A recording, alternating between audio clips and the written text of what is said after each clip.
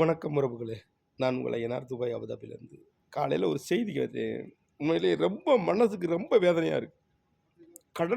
கடலூரில் ஒரு விவசாயி உடம்பெல்லாம் பூரா தீயை பற்றி வச்சு கொன்று நடு ரோட்டில் ஓடுறான்.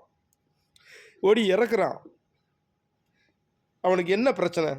என்ன பிரச்சனை இருக்கும்னு நினைக்கிறீங்க? விவசாயிக்கு கடன் பிரச்சனையாக இருக்கும். வேறு என்ன பிரச்சனையாக இருக்கும்? கடன் பிரச்சனைக்காக இப்போ இன்றைக்கி ஒரு உயிரை விட்டுறாப்புல. அவர் குடும்பத்தை யார் காப்பாற்றுவா? சொல்லுங்க பார்ப்போம். தமிழ்நாடு அரசு விவசாயிகளுக்கு எவ்வளவு பிரச்சனைகள் இருக்கோ அந்த பிரச்சனைகள்லாம் தீர்த்து வைக்கிறாங்களா? சொல்லுங்க பார்ப்போம்.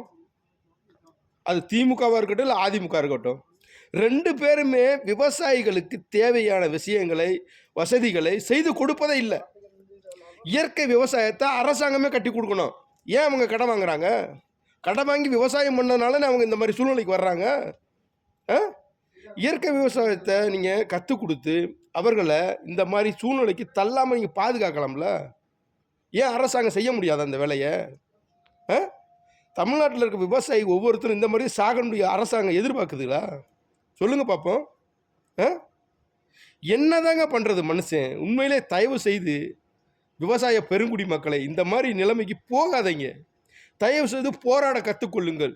நீங்கள் இறந்து போயிடுவீங்க. உங்களுடைய குடும்பத்தை யாருங்க காப்பாற்றுவா? உங்கள் குடும்பத்தை யார் காப்பாற்றுவா?